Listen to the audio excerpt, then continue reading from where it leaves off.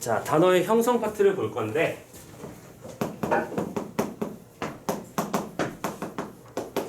우리는 일단 단어의 어떤 기본적인 성질을 따지기 위해서 제일 먼저 품사를 정리를 하고 왔고요. 이번에 이제 단어라고 하는 녀석이 어떤 기본적인 성질을 가졌냐에 더해서 이 단어들이 어떻게 서로 뭉쳐가지고 새로운 단어를 형성하고 이런 것들의 원리가 어떻게 되는지를 따져보는 거야. 그럼 당연히 기본적인 단위부터 정리를 해야 될 텐데요. 여기서 무슨 얘기 나와야 된다? 어근, 접사. 이 두 가지 얘기가 동시에 나와야 되겠죠. 자, 알고 있겠지만 이 어근이라고 하는 말의 뜻은 뭐냐면 아니다. 어근 접사 하기 전에 그것부터 먼저 하자. 형태소를 먼저 하는 게 맞을 것 같아. 형태소 또 시작해서 정의를 정리하자. 자, 형태소라고 하는 건 음운과 대비되게 음운은 소리를 구분해주는 채소단위였지, 그치? 그러니까 말의 뜻을 구분해주는 채소단위였다면 형태소는 뭐다? 뜻을 지니고 있는 채소단위야, 그죠? 그래서 여러분들 아마 고등학교 1학년 정도의 학력평가 문제에서 이 형태소 구분하는 문제를 많이 배웠을 텐데, 그치? 이 형태소는 다시 크게 두 가지 종류는 아닌다. 자립 형태소와 의존 형태소, 또 실질 형태소와 형식 형태소라는 이름으로 나뉜다는 사실도 알고 있을 거야.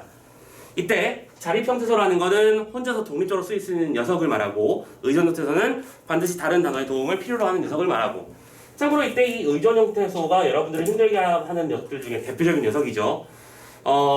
선생님은 최소한 이 정도는 것, 바, 리, 대, 수 같은 이런 예문들은 의존명사의 대표적인 형태로 좀 알아두시는 걸 강력하게 추천합니다. 의존명사도 구체적으로 따지고 들어가면 종류가 굉장히 많아. 지금 여기서 써놓은 예문들 같은 경우에는 뭐뭐 할 것이 맞아 보인다라든지 뭐뭐 할 수 있냐라는 식의 말들이 필요하고 이때 이 녀석들의 공통점은 뭐예요? 반드시 관형어에 수식을 받는다. 관형어가 없으면 독립적으로 존재할 수 없잖아. 그렇지? 그래서 이 녀석을 우리는 의존 형태소라고 부른다는 것이지. 자, 최적인 형태 이런 것이고 또 이런 형태 말고도 단위성 의존명사라고 해서 우리가 일반적으로 알고 있는 개, 말이 이런 식의 말들 있지. 그 말들도 앞에 숫자를 요구하잖아. 그런 녀석들은 우리가 또 단위성 의존명사라고 부르고 여러 가지 종류가 있긴 합니다. 근데 이 정도까지 디테일을 들어가게 되면 보통 이 보기에서 그 구분의 어떤 룰을 주니까 그때는 거기에 적용하면 되는 거니까 일단은 이 정도까지만 봐주시고요. 자, 두 번째 나누는 방법 두 번째는 또 실질과 형식으로 나누는 방법이 있습니다. 실질 형태소는 실질적인 의미라는 것이 기준이고 형식 형태소라는 말은 무슨 뜻이죠? 다른 말로는 우리가 문법 형태소라고도 하는 녀석인데 조사, 어미, 접사 같은 녀석들이 여기 포함돼서 문법적 기능을 하는지 여부. 그러니까 이거는 뜻을 가지고 있는 녀석, 이 녀석은 문법적 기능을 하는 녀석 이렇게 나누는 방법들이 있다는 거 알고 계셨으면 좋겠습니다. 자, 예전에 고1 기출에서 이런 문제가 나온 적이 있었지. 나는 솔잎을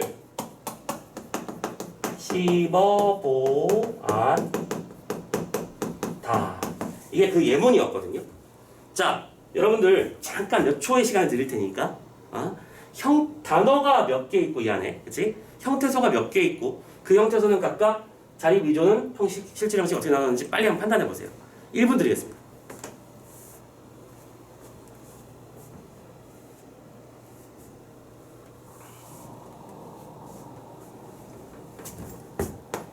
단어,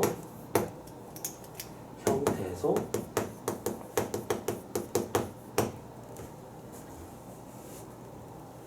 어절. 여기서 이거 가지고 그냥 바로 예문 설명을 해버리자.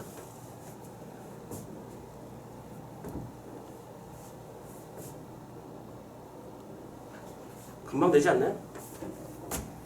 자, 참고로 이 부분에서 선생님이 팁을 하나 드릴 거예요. 지금 이거 하려고 하죠. 이거거든.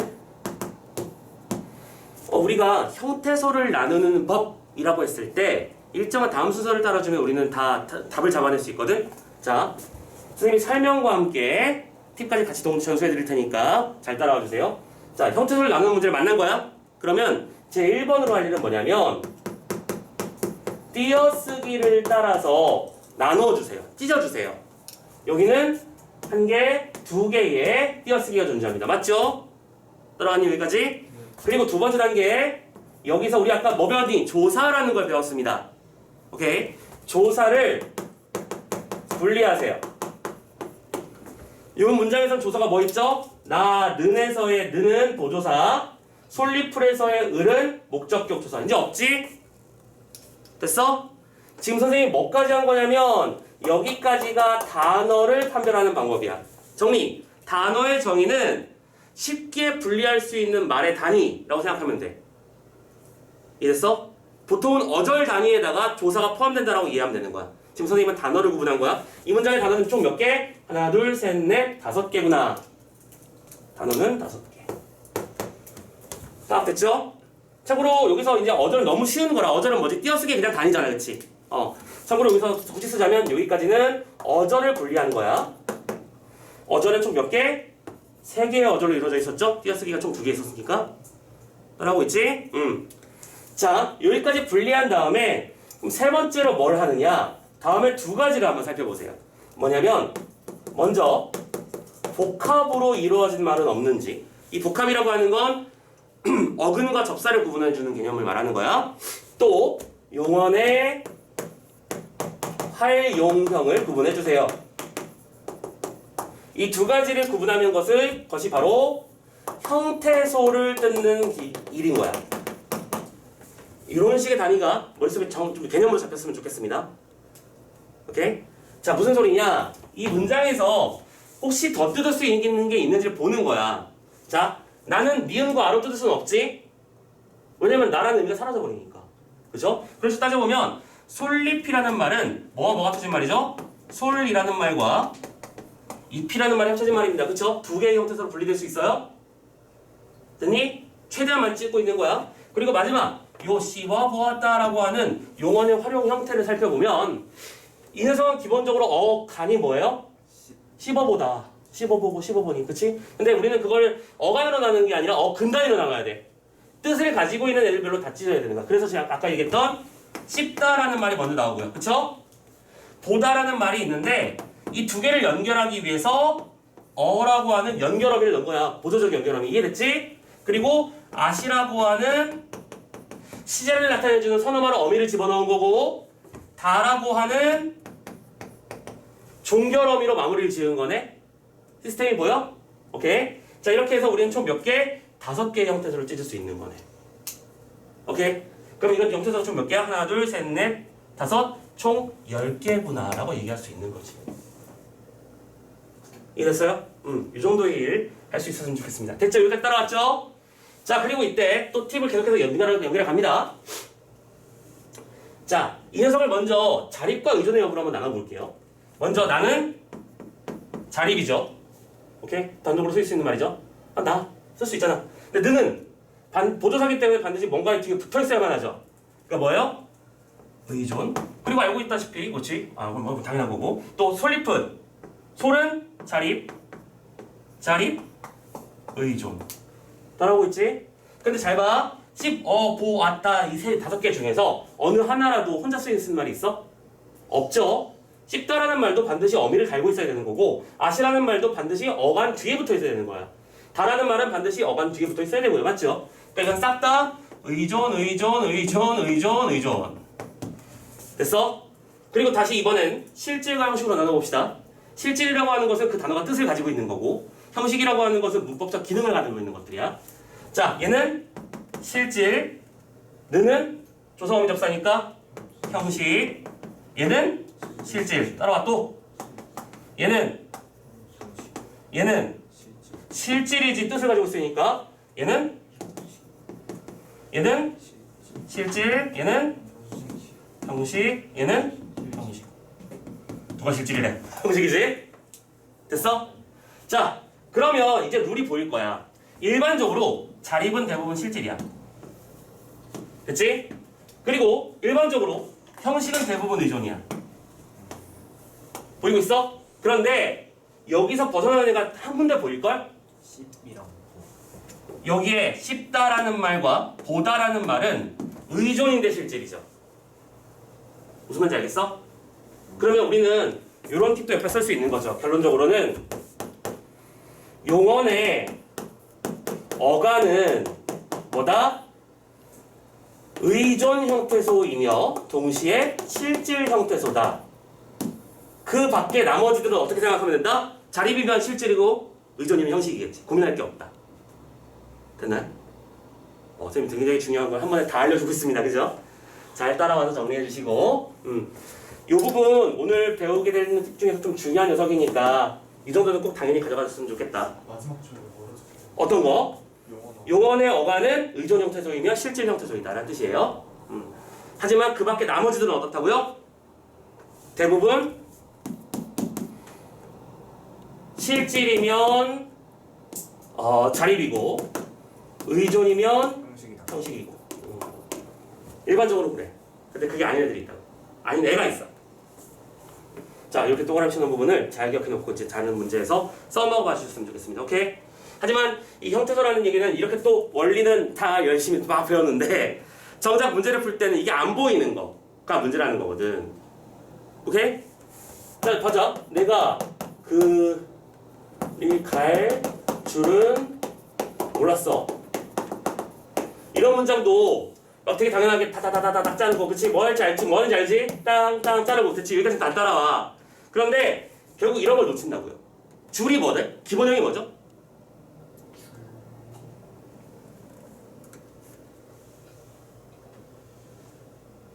조금 더 쉬운 걸로 해볼까? 쉬운 걸로 하자.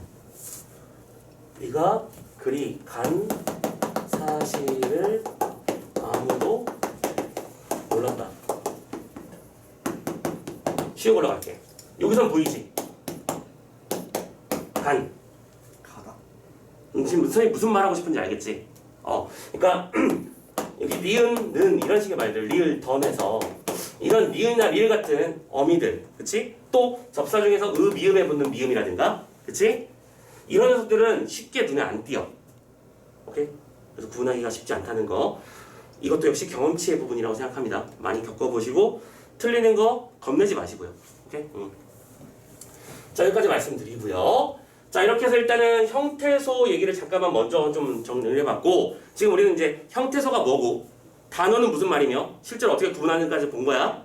자, 좀 디테일로 들어가면 지금 우리 어디로 넘어간 거냐면 이제 56페이지로 넘어가는 겁니다.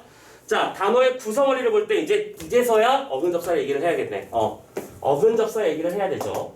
참고로 이 단어라고 하는 녀석은 다시 몇 가지 구분 원칙이 있는데, 첫 번째, 단어는 단일어라는 녀석과 복합어라는 녀석이 있어요. 단일어의 정의가 뭐냐면 어근이 한 개인 단어를 보고 단일어라고 불러. 그래서 이제 어근 개념이 필요한 건데, 어근 개념은 뭐라고? 뜻을 지니고 있는 중심이 되는 부분. 오케이? 그걸 어근이라고 불러. 자, 복합어는 다시 한번 또 두 개로 나뉩니다. 노란색으로 써야지. 복합어는 다시 두 개로, 바로 합성어라는 녀석과 파생어라는 녀석으로 나뉘죠. 이때 합성어라는 녀석은 어근이 여러 개 연결되는 형태를 합성어라고 불러. 맞지? 상문, 고등, 학교. 그치? 우리는 어근을 여러 개 연결해서 하나의 단어를 만들어냅니다. 맞죠? 오케이. 파생어는 이 어근에 접사가 붙어있는 형태를 말하죠. 그리고 이 접사는 일단 기본적으로는 나누는 방법이 접두사라는 녀석과 알고 있어. 접미사. 쉽게 알 수 있죠? 앞에 붙으면 접두사, 뒤에 붙으면 접미사라는 걸 알고 있지. 근데 하나 더 유선실도 알아두자. 접사에는 다시 한정접사라는 녀석과 지배접사라고 하는 녀석이 있다 라는 사실도 알아두자. 이때 한정이라고 하는 녀석이 우리가 알고 있는 일반적인 접사의 기능이야. 접사는 얘들아 자기 자신이 뜻을 가지고 있는 게 맞니 아니니? 아닙니다. 헛발질할 때 헛은 자기가 뜻을 가지고 있는 게 아니라 뒤에 있는 단어의 의미를 제한해주는 기능을 하는 거야. 무슨 말인지 알겠어? 빛 좋은 개살구 할 때 그 개는 품질이 좋지 않다는 뜻을 가지고 있는 게 아니라 살구 중에 품질이 좋지 않은 것을 말하고 싶을 때 개살구를 붙이는 것처럼 뒤에 있는 단어에서 특별한 의미를 제한해주는 거야. 무슨 말인지 얘기했지? 근데 지배접사는 또 뭐냐? 이거는 접사 중에 일부는 품사를 바꾸는 기능을 하고 있어. 우리말에서 품사를 바꿔주는 유일한 어떤 문법 단위가 지배 접사라는 녀석이야. 그래서 우리는 이걸 아까 어디서 봤었냐면 어간과 어근 구분할 때 접사 어미 구분해서 꿈을 꿈 아까 기억나 그거? 명사 파생 접사라는 용어를 사용했었습니다. 기억나시죠? 이때 파생이라고 하는 건 새로운 단어를 만들어낸다는 뜻이야. 까리? 파생은 무슨 뜻이다? 새로운 단어를 형성한다는 뜻이다. 그래서 명사 파생 접사는 원래 꾸다라는 동사인데 그 동사에다 명사 파생 접사가 붙어서 명사의 형태를 지니는 새로운 단어를 만들어내서 실제로 사전을 찾으면 꿈이 사전에 실려 있잖아. 꾸다와 꿈은 다르게 실려 있습니다. 무슨 말인지 알겠죠? 그래서 어미랑 또 구분해 주셔야 되는 것이고요. 자, 여기까지 하면 일단 그래서 우리가 단어의 시스템까지 본 거고 자연스럽게 어근과 접사의 용어까지 정리를 해놓은 겁니다. 따라왔죠? 자, 그래서 이거 좀 앞에 거 지울게.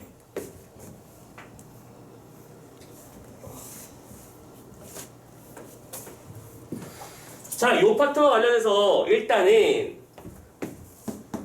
파생어와 관련해서 해드릴 말씀이 있고 합성어 관련해서 말씀드릴 것이 있는데 일단은 먼저 파생어부터 먼저 좀 할게요. 자, 파생어 파트는요 보통 여러분들이 시험에서 곤란을 겪는 경우가 뭐냐면 이거야말로 어휘력이 상당히 많은 부분을 차지하는 부분이야.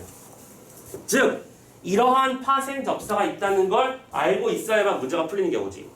대표적으로 예전에 수능 문제에 뭐가 나왔었냐면 자 봐봐 되감다에 되 밑줄 치고 괄호 열고 다시 이런 식으로 예문을 5개 준 다음에 다음 중 접사의 의미가 잘못되어 연결된 것은 이렇게 문제가 나와버려요. 오케이? 자 질문 되감다에 되는 다시란 뜻이 맞나요? 맞죠? 맞아요. 왜 쫄고 그래요? 맞아요. 되감다는 다시 갚는 걸 되감다라고 합니다. 자 그러면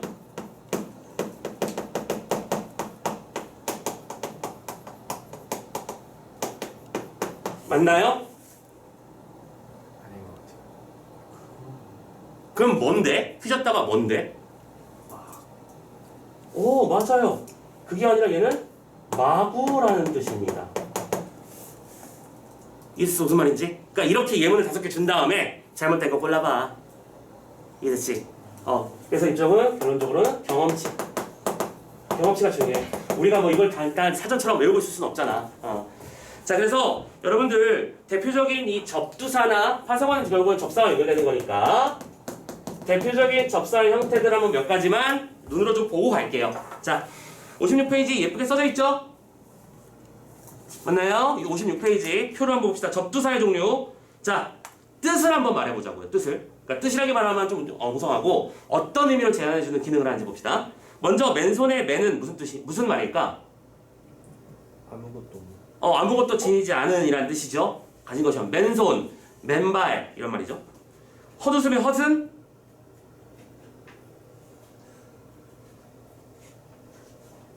무슨 말인지는 알 것 같은데 그치? 헛웃음. 의미요. 나이스. 오케이 의미 없는. 맞아요. 의미 없는 웃음. 날 것의 날은요? 나이스 잘하네. 가공되지 않은 이란 뜻일 거고 한가운데에 하는 정중한. 보통은 정중한이라는 말보다는 정확하게 한가운데의 이런 식의 말이 돼. 그래서 됐고 풋은 덜 익다. 좋아요. 덜 익다. 햇감자의 햇은요? No. 그래서 던져봐. 일찍 안 no. 햇을 많이 보는구나. 햇은 올해의 난이라는 뜻이야. 당해에 생산된. 햇감자는 그러니까 지금 현재의 기준으로 햇감자는 2021년산 감자지. 오케이. 알은 뭘까요? 알밤, 알몸. 이 단어들을 통해서 유추할 수 있어 우리는. 아무것도. 허물이 없걸. 허물이 없나 있어. 허물이 없다. 걸리적거리는 걸 다 제외한 이런 뜻이지. 맛은 너무 쉽네요. 맛은 무슨 뜻일까요? 첫째의란 뜻이고 이 개는 뭘까요? 개떡, 개살구, 개철주. 아까 선생님이 개살구 얘기했었는데 품질이 낮은. 그리고 혹은 야생의 뜻도 돼. 야생이란 뜻도 돼. 들끓다의 들은 뭘까요? 들. 뭐 그게 몹시 뭐 그런 말 쓰시면 되죠. 오케이? 자, 이런 접두사들이 있다. 지금 이게 전부 다일까요? 아니요. 그럴 리가 없지. 시험에 나오는 문제들을 한번 보면 당장 여기서만 봐도 되와 휘가 벌써 나왔는데요, 그죠? 자, 이렇게 자, 이쪽 파트는 여러분들 기출 많이 풀어보면서 경험치 쌓아야 되는 파트일 것이다라고 말씀드리는 겁니다. 네. 다시 한번. 허시 뭐였었다. 헛은 의미 없는, 이유 없는 뭐 이런 말이 되겠지. 자, 전미사로 넘어가 볼까요? 자, 전미사 넘어가 봅시다. 자, 무슨 쟁이는 무슨 뜻일까요? 특징. 하는. 특징이란 말이 좀 더 괜찮다, 그치? 뭐뭐하는 특징을 많이 지닌 사람. 참고로 이 쟁이는 장이랑 구분해야 되는 거 알고 있죠? 설마 이거 모르는 사람 없겠지. 장이는 전문가를 말하고. 뭐뭐이는 무슨 말일까요? 이건 뜻이라기보다는 기능성을 주목해보세요. 길다의 이를 붙였더니 길이가 됐고, 먹다의 이를 붙였더니 먹이가 됐고, 밀고 닫다의 이를 붙였더니 미닫이가 됐습니다. 명사, 파생, 접사이네요. 오케이. 참고로 시험에서 자주 만나는 명파적, 명사, 파생, 접사와 부사, 파생, 접사들이 대표적인 형태가 이, 기, 이, 히. 이건 음이라고 하자. 음이요. 이런 녀석들이 시험에 자주 나오잖아. 그치? 참고로 올해 수능 문제 풀어봤으면 알 거야. 저 올해 수능에 있는 문제에서도 문법으로 나왔었죠? 올해 수능에도 나왔습니다, 저에게요. 오케이? 중세국어의 부사파생 접사는 이와 이가 뭐가 있었고 이렇게 얘기하는 문제 나왔었잖아. 했었지, 진도 나갔지. 자, 어쨌든 이는 명사파생 접사. 질은요. 뭐뭐 가지고 앞에 있는 도구를 가지고 하는 일. 가위 가지고 하는 일은 가위질. 망치 가지고 하는 일은 망치질. 꾸러기는요? 뭐라고 해야 될까? 꾸러기. 모르는 말은 아니야, 그지? 앞에 있는 특징을 가진 쟁이랑. 나이스. 앞에 있는 특징을 심하게 많이 가진 사람. 쟁이랑 그런 약간 비슷한. 그러니까 여기서 심하게가 포인트지. 쟁이는 그런 속성을 가지고 있다. 그러니까 속성에 대한 쪽이라면 이쪽은 뭔가를 좀 심하게 많이 하는 거를 말하는 거죠. 그렇다고 겁꾸러기란 말은 없잖아. 자, 님은 뭘까요? 이거 너무 쉽네. 높이는 거고. 개는 뭘까요? 날개, 덮개, 지우개. 뭐뭐하는 도구. 그치? 나는 도구는 날개, 덮는 도구는 덮개지잖아. 희는요? 조용하다는 희를 붙였더니 조용희가 됐고, 무사하다의 희를 붙였더니 무사희가 됐고, 부사파생 접사죠. 거리다는 무슨 말일까요? 특징이 어떻게 되는 게 거리는 거야? 반짝거리는 생각해봐. 반짝거리는 건 반짝 하고 반짝거리는 게 그게 반짝이야? 반짝하는 게? 그렇지, 지속되는 거. 그걸 거리다라고 부르는 거죠. 높다는요? 이건 쉽게 가자. 그러함. 명예롭다는 명예로운 성질을 가지고 있다는 뜻이고, 그치? 자유롭다는 자유로운 성질을 가진다는 뜻이니까 그러하다. 다라타라는 말은 뭘까요? 이건 보통 강조의 의미를 써요. 뭔가 그 특징이 뚜렷하다라는 의미를 씁니다.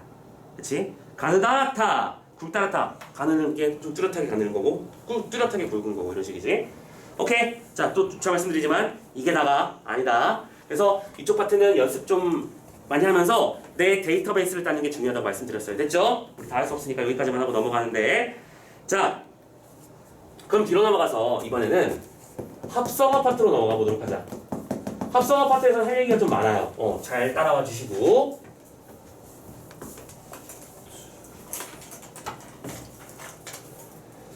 자, 합성어는 아까도 말씀드렸지만 우리말에 어근과 어근이 연결되는 형태라고 했었죠. 그래서 참고로 이거는 우리 본격적인 얘기를 하기 앞서서 여러분들이 이미 알고 있는 몇 개 개념어를 정리를 해도록 하겠습니다. 여러분들은 아마 합성어를 대등합성어, 종속합성어, 융합합성어라는 개념으로 나눈다는 사실은 기본적으로 알고 있었을 거예요. 대등합성어는 합성의 관계가 서로 대등한 것, 종속은 당연히 종속적인 것이겠지. 융합은 새로운 의미가 만들어지는 것이란 뜻이죠. 그럼 질문합시다. 돌다리는 무슨 합성어야? 종소가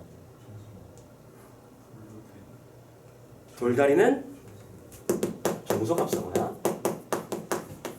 책가방은요? 대등. 책가방도 종속. 종속이야. 자, 웨일지를 계속 머리를 굴려봐. 손발. 손발 대등.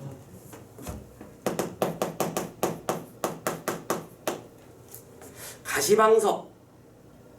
가시방석 융합.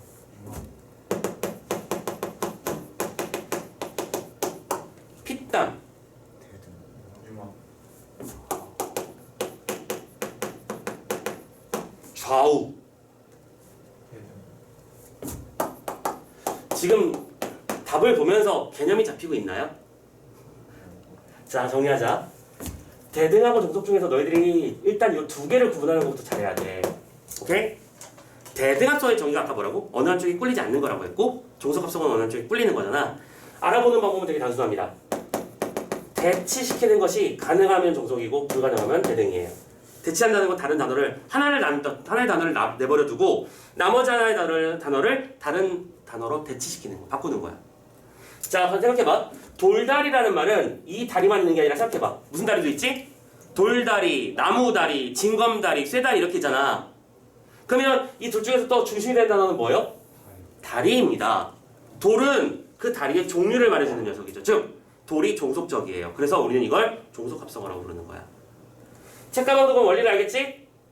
책가방은 또 다른 말을 만들어보면 철가방, 뭐 그 다음에 뭐 도시락 가방, 신발 가방 등등 있잖아.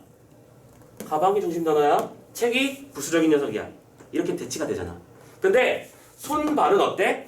손하고 발은 어느 한쪽이 꿀리는 관계가 아니야. 손발을 머리발 이렇게 하는 사람은 없거든.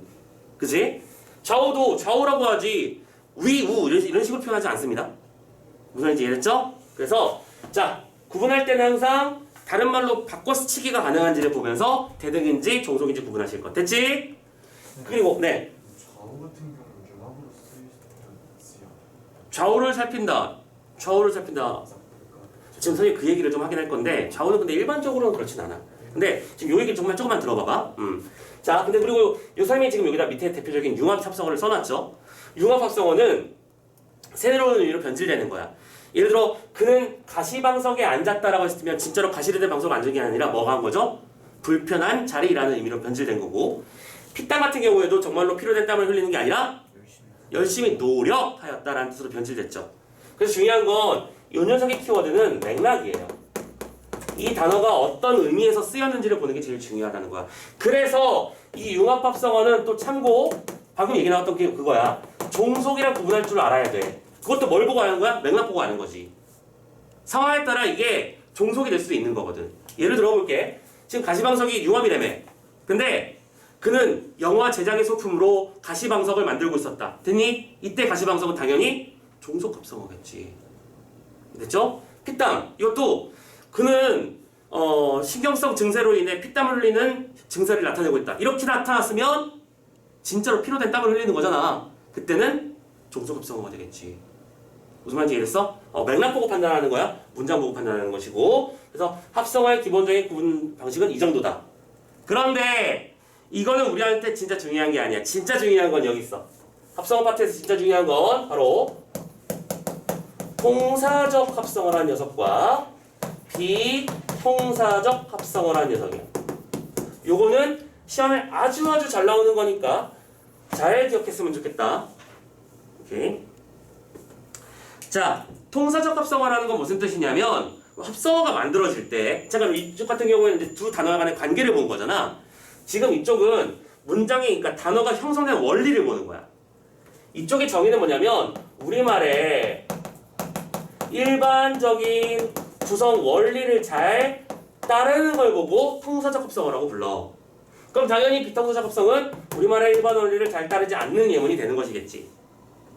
그럼 우리말의 일반적인 원리는 무엇이냐? 이런 식인 거야. 우리말은 명사 뒤에 명사 붙이는 게 되게 자연스러워요. 이거 봤잖아. 손, 발, 돌, 다리, 고등학교. 그렇지? 됐어? 그럼 그건 무슨 합성어야? 통사적 합성어야? 우리말은 주어 뒤에 서술어가 오는 게 자연스럽습니다. 그래서 단어를 만들었는데 힘들다. 를 만들었어요. 힘들다는 어떻죠? 힘이 드는 거잖아. 주어 서술어 관계 맞지? 무슨 말인지 이해됐죠? 네. 또 우리말은 당연하게도 서술어가 항상 뒤니까 목적어가 앞에 오고 서술어가 다음에 와. 힘쓰다 생각해보자. 힘을 쓰는 거잖아. 그럼 이것도 통사적 합성어가 되는 거야. 이런 식이야. 이해됐어? 오케이? 그래서 일단은 통사적 합성어에 다양한 구성 원리들이 있는데 이거는 암기하지 마세요. 괜찮아요. 선생님 믿고 따라오세요. 그냥 이런 게 있다는 것만 알아도. 근데 중요한 건 대신에 그러면 요거를 잘 외우라는 뜻이겠네. 그치? 비통사적 합성어의 예를 잘 기억해 놓으면 되는 거야. 그리고 원리를 거기 되게 많이 써져 있는데 선생님이 그냥 핵심만 찝어드릴게요. 이 두 가지만 잘 봐. 케이스 A. 자, 우리말은 어간 뒤에는 반드시 뭐가 와야 돼? 어미가 와야 돼. 안 그런 경우는 없어. 너 집에 가. 그건 어가만 있는 거야? 아니라니까. 집에 가 뒤에 가 플러스 아. 명리랑 어미. 근데 그걸 조금 탈락시킨 겁니다. 됐죠? 어미가 와야 돼. 그런데 그 어미가 없으면 그럼 당연히 뭐겠어? 비통사적이겠지.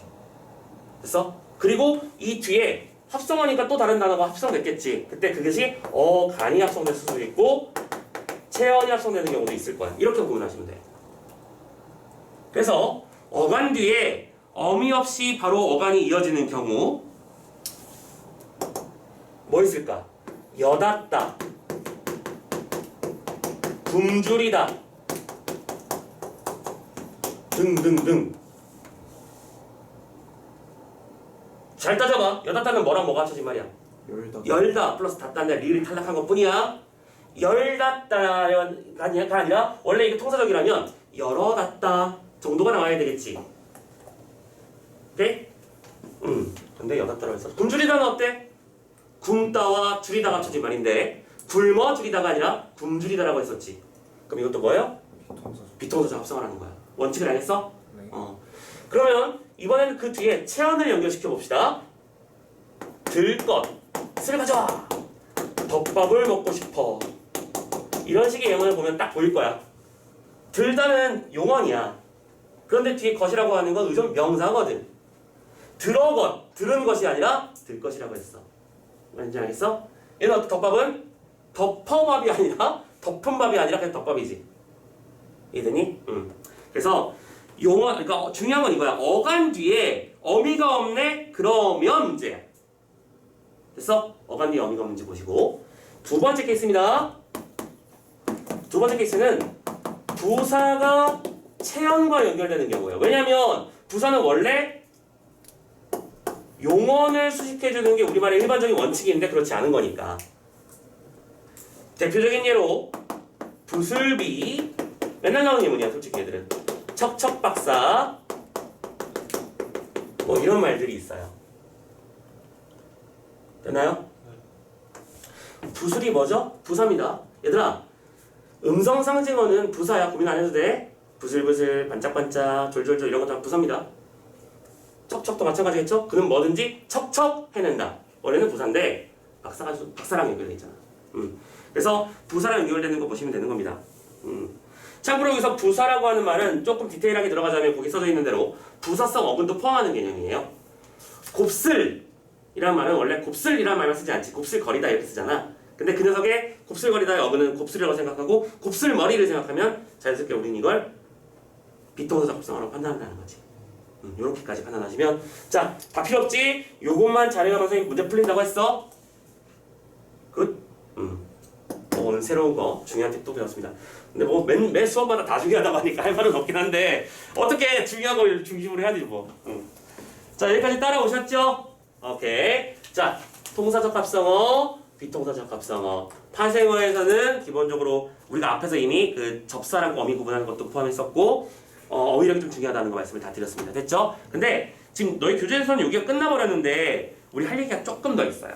자, 요거까지만 다 더 가고 갈게. 지금 우리가 합성어, 파생어, 통사적 합성어, 비통사적 합성어 이런 식의 용어들을 쭉 정리를 했는데요.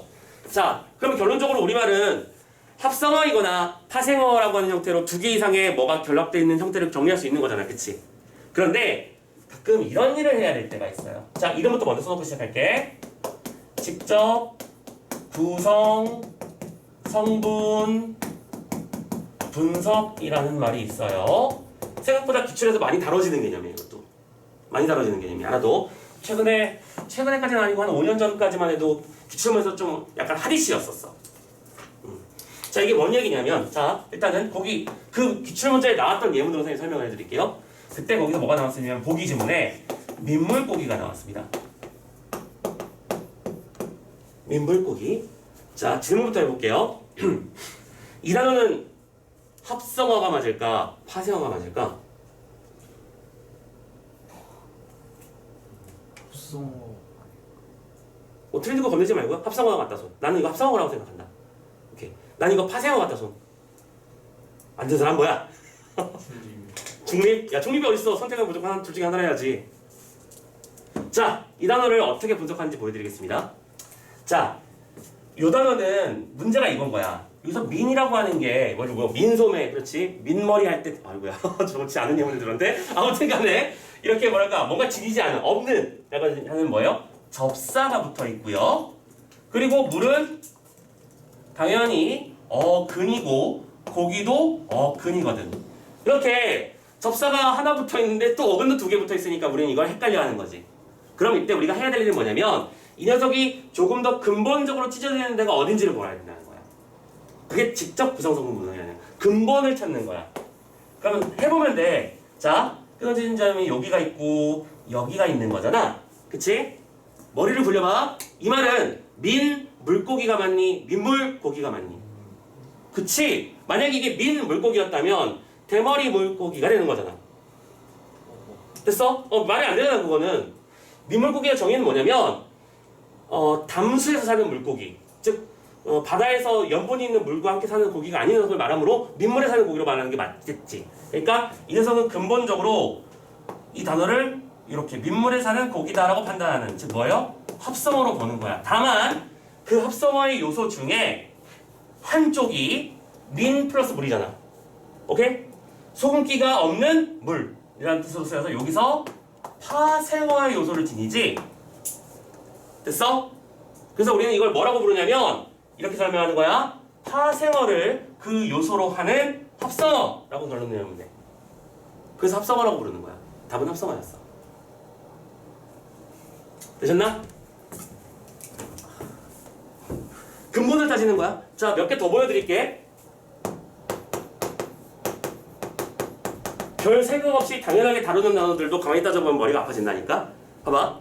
금, 목, 걸, 이적. 오케이? 자, 분석할 수 있겠어? 이 말? 제일 근본은 어디야? 금 목걸이 그렇지. 금, 목걸이야. 그러니까 합성어. 목걸이는 목 플러스 거리가 맞을까? 목걸 플러스 이가 맞을까? 목 플러스 거리 그게 맞지. 왜냐면 목 거리, 코 거리, 귀 거리가 있으니까.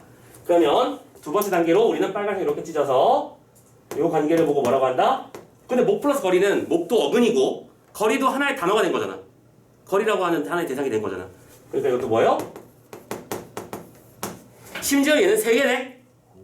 그치? 얘는 걸다 플러스 이가 뭐예요? 원래 걸다는 동사. 근데 이가 붙어서 명사가 됐잖아. 옷걸이. 그치? 그러면 이거는 파생어입니다. 그럼 이건 어떻게 설명해야 돼? 파생어를 그 요소로 하는 합성어가 요소인 합성어 하면 돼. 그리고 근본을 따지면 합성어라고 하면 되는 거지. 무슨 말인지 이해됐냐? 요렇게 나가는 게 바로 직접 구성 성분이라고 분석이라고 하는 일이야. 자, 그리고 이런 직접 구성 성분 분석은 나중에 이제 문장 단위로도 할 수 있어. 근데 그건 나중에 기출 문제 보고 합시다.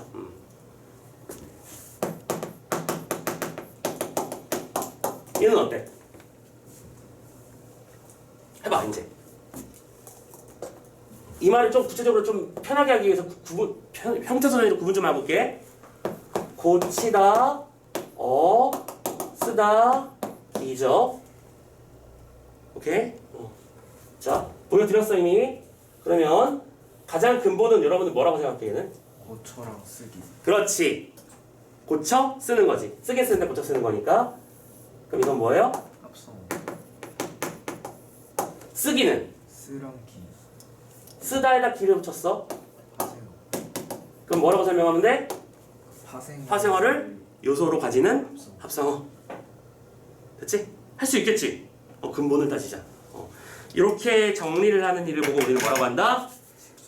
직접 구성 성분 분석이라고 하는 좀 복잡하고 긴 이름을 사용한다. 근데 어떻게 하는 건지만 알면 제법 할만하다. 이렇게 정리를 할 수 있겠어. 한번 봐봐. 자, 되셨죠? 고생하셨습니다. 여기까지가 단어의 형성 파트였고요. 자, 마지막으로 이제 단어의 의미 파트로 마무리를 지어볼게.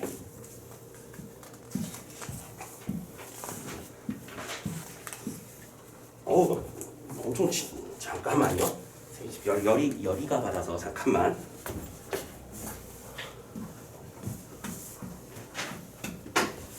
팔이 아파도. 여기까지가 지는 거예요. 아니야. 오늘 우리 문장 성분까지 갈 거야. 욕심이 좀 오늘 항상 많아 선생님은. 자, 이번에는 단어의 의미까지 넘어가 봅시다.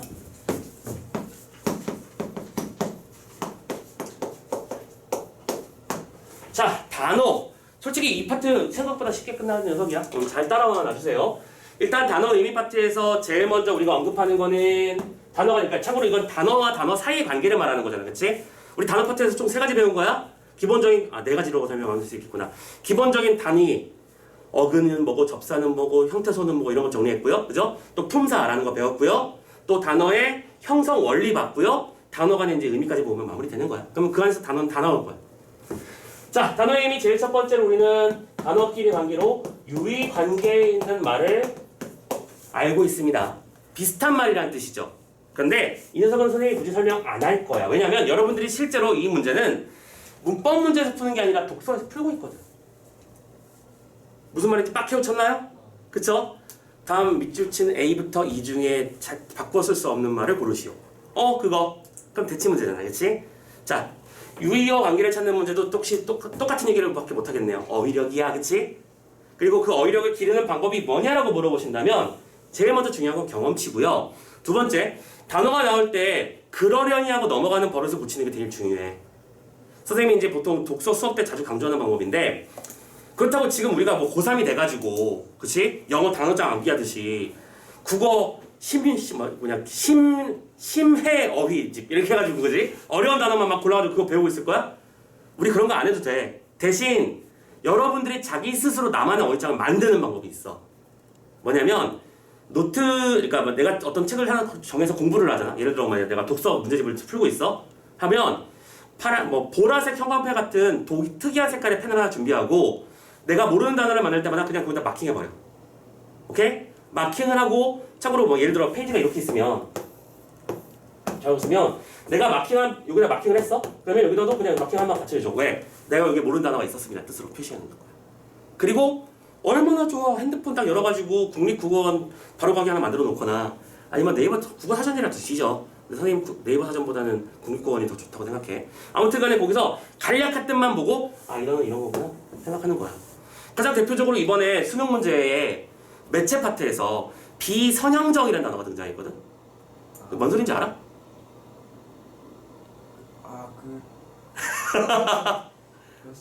이렇게 된다니까? 비선형적. 그러니까 단어를 처음 듣는 말은 아닌데 정의가 불가능하잖아, 그렇지? 막 찾는다, 이따리 나왔다, 그렇지? 그럼 이렇게 되면 그 단어의 뜻을 간략하게 밑에 적어놓는 거야. 비선형적이라고 하는 것은 예측이 쉽지 않은 이런 뜻이야. 결론적으로 말하자면 원래 그건 아니지만. 그래서 이런 것들을 쫙 묶어놓고 나중에 책을 끝내놓으면 니들 그때 복습해야 될 거 아니야. 복습할 때 자연스럽게 단어도 조금 한 번 더 정리하는 거지. 무슨 얘기인지 알겠어요? 그렇게 하는 겁니다, 유의관계 파트는.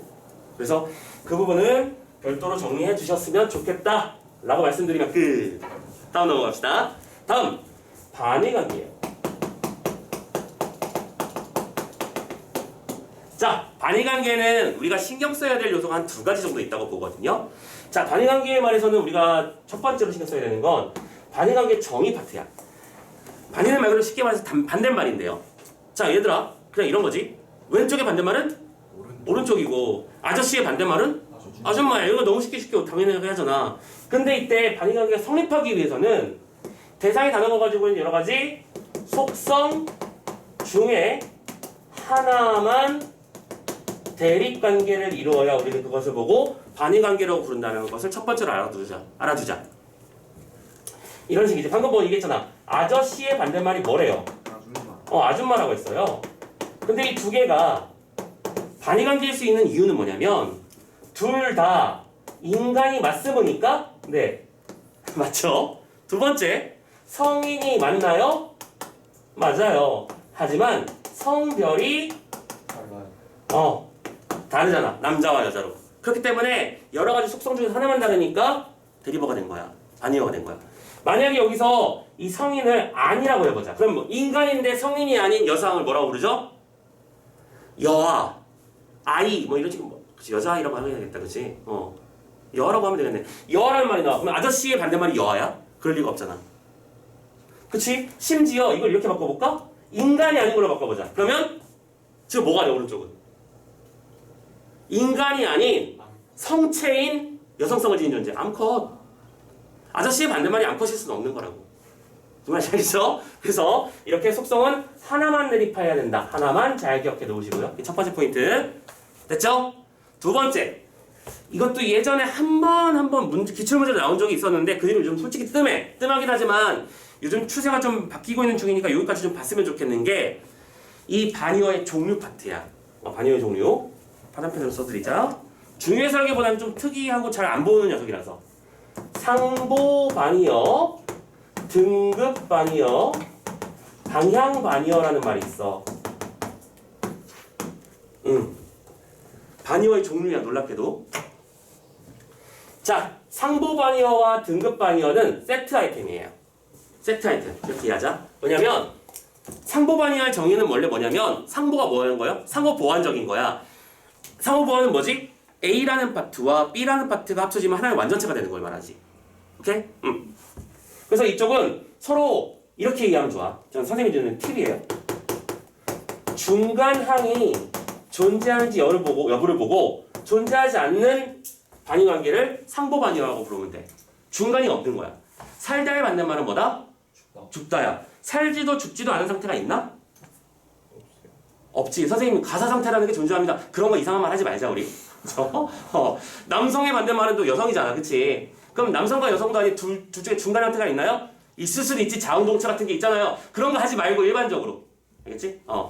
그런데 등급 반의어는 뭐가 존재한다? 중간이 존재해요. 뜨겁다의 반대말 생각해봐. 차갑다야. 그런데 뜨겁지도 차갑지도 않은 게 너무나 확연하게 있거든. 뭐? 미지근한 게 있거든. 그러니까 선생님은 이걸 이렇게 기억하고 있어. 선생님 개인적으로. 어정쩡한 거라고 기억하면 돼요. 어정쩡한 거. 둘 다 아닌 거. 길다의 반대말은 짧다. 길지도 짧지도 않은 게 어정쩡한 길이가 있지. 그럼 그건 무슨 반의어야? 등급 반의어야. 이렇게 판단하면 돼. 이해됐죠? 자, 그리고 마지막으로 방향 반의어라는 녀석이 있는데 방향 반의어는 이름이 왜 방향이라는 말이 붙었냐면 이게 상보랑 좀 다른 개념이야. 서로 상호 간에 존재의 이유가 상호 때문이야. 그러니까 A가 있기 때문에 B가 있는 그런 관계관계야. 무슨 소리냐면 스승이라는 단어가 있어. 스승의 반의어는 뭐지? 제자야. 근데 제자가 없는 스승이 있을 수 있어? 그렇진 않잖아. 그래서 반의관계야. 부모와 자식도 마찬가지식일 거고요. 이해됐죠? 형과 동생. 시작과 끝. 시작이 없는데 어떻게 끝이 있을 수 있어? 끝이 없는데 어떻게 시작이 존재할 수 있어? 그치? 이런 식의 관계를 방향반의어라고 부른다. 이렇게 이해하면 되는 거야. 됐지? 자, 반의어를 구분하는 방법 첫 번째, 중간이 있는지를 보자. 오케이? 이게 핵심이고요. 그리고 어느 한쪽이 없으면 나머지 한쪽도 존재하지 않는 거는 특별하게 방향반의어라고 추가로 부른다. 이렇게 이해하면 되는 거지. 그렇잖아. 뜨겁다의 반대말은 차갑다지만 차가운 게 없으면 뜨거운 것도 없는 거야. 딱히 그런 건 아니야. 우리는 뜨거운 게 있는 거지. 그런 식인 거야. 자, 이렇게 해서 반의관계까지 쭉 봤고요. 다음으로는 상하관계라는 걸 살짝 살펴봅시다. 이 상하관계도 진짜 한 6, 7년 전에는 진짜 하기 쉬웠어. 정말 많이 나왔었어, 이 녀석은. 상하관계는 무슨 뜻이지? 단어 자체가 가지고 있는 위계를 말하는 거죠. 예전에 기출문제에 이런 게 나온 적이 있었어. 앞기, 오케이? 관합기, 현합기, 타합기. 그때는 타합기가 예문이었나? 아무튼 간에 관합기는 또 다시 금관합기, 목관합기, 또 뭐 있냐? 뭐 등등등이 있겠지. 얇게 보여. 자, 이렇게 구분되는 거. 단어라고 하는 것은 우리가 여기서 기억해야 되는 사실은 두 가지야. 1번 상하관계라고 하는 것은 절대적이 맞다? 아니 아니지. 어떤 단어는 무조건 최상위어일까? 아닌 거잖아. 관악기는 악기와의 관계에서는 하위어지만 목관악기나 금관악기의 관계에서는 상위어가 되잖아. 절대적 상위라는 개념은 존재하지 않는다. 됐죠? 이게 첫 번째 기억하실 거. 두 번째 기억하실 거. 우리는 일반적으로 위로 올라갈수록 더 많은 뜻을 지닌다고. 즉 포괄적이라는 말이니까. 포괄적이니까 더 많은 뜻을 가질 거라고 생각해. 근데 이 단어들을 상관계를 잘 보면 상위어일수록 의미가 많아지는 거야, 적어지는 거야? 적어지는 거야. 놀랍게도. 안 놀랍나? 안 놀랍지. 당연한 거지. 근데 이게 왜 착각하기 쉽다니까? 얘가 제일 위에 있잖아. 악기라는 말이 모든 걸 포괄하는 개념이니까 제일 뜻이 많을 것 같지. 아니에요. 악기 중에서 두드림의 의미를 지니는 악기는 타악기야. 즉 플러스 두드림이 나오잖아. 아까 얘기했던 이런 속성이 하나씩 추가되는 거야. 이해됐지? 위로 올라가는 게 아니라 아래로 내려가는 겁니다. 오케이? 우리 관념과 반하니까 그런 거 조심해 주시는 거 잊지 마시고요. 됐죠? 자, 이제 마지막입니다. 이건 한 번에 묶어서 갈게요. 동음, 이의, 어와 다의어. 이 두 개는 뭐 세트로 봐야죠. 자, 동음이어의 정의는 우연히 발음이 같은 실제로 뜻이 다른 단어고, 다의어는 하나의 중심적 의미로부터 파생된 주변적 의미가 모두 포함된 개념이지. 이랬어? 자, 선생님 예를 들어볼게. 배 1, 배 2에 1번, 2번, 3번, 4번 이렇게 있다고 치고 땡땡땡땡 배 11번까지 있어. 참고로 배는 진짜 11번까지 있어. 오케이? 배가 뜻이 되게 많지 않냐? 참고로 배 11번 뜻이 뭐게? 맞춰봐. 배 11번의 뜻. 곱? 아니. 맞네. 곱이네. 맞아. 한 배, 두 배, 세 배 할 때 그 배입니다. 곱이 제일 마지막 뜻이에요. 나이스. 한 번에 맞춰서 깜짝 놀랐잖아. 자, 아무튼 간에 보통 배하면 쉽이나 그치? 뭐 배아의 배나 먹는 배나 사람 배나 뭐 여러 가지 뜻이 있잖아. 자, 여기서 이걸 왜 보여줬을까? 일단은 이렇게 돼 있는 이런 녀석들을 우리는 뭐라고 한다? 동음이어 관계다라고 부르는 건 알고 있지? 왜? 애치당초의 뜻이 다른 애들이니까. 이해되셨나요? 완전히 다른 말입니다.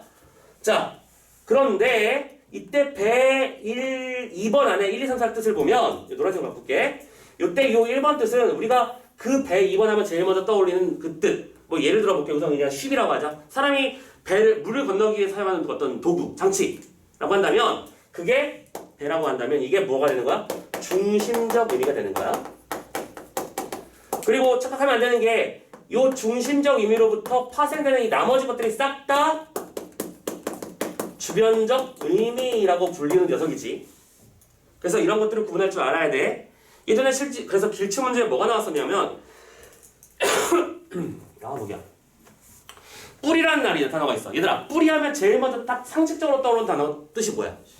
식물의 그치? 뿌리 부분을 말하잖아. 그게 무슨 적 의미야? 중심적 의미야. 근데 그는 자신의 뿌리를 찾아 먼 여행을 떠났다 했을 때 그 뿌리는 뭐겠니? 자신의 어떤 근원, 조상 이런 뜻이 됐으니까 변형된 의미고, 이때 그 단어는 루트의 뿌리로부터 파생된 말이겠지. 그래서 우리는 그걸 다이어 관계라고 부르고 주변적 의미로서의 뿌리라고 부르는 거야. 그래서 이제 예문에 보기를 준 다음에 중시적 의미는 기억, 주변적 의미에 니은 써놓고 다음 중 기억과 니은의 관계가 올바르게 연결되지 않은 것은, 이런 문제가 나오는 거죠. 그렇죠? 할 만한 겁니다, 솔직히. 자, 중시적 의미가 뭐고 주변적 의미가 뭐고 구분은 어떻게 되는 것이고 문제에서 표로는 어떻게 제시가 되는 것인지 이거 좀 잘 기억했으면 좋겠습니다. 1번이 중심이고 2번이 주변이고 또 3번이 또 중심이고 그런 거 아니에요. 무조건 1번 뜻만 중심이에요. 알겠죠? 자, 고생 많이 하셨습니다. 지금 우리 진도를 많이 내렸네. 75페이지까지 방금 다 끝낸 거예요. 단어 파트 끝.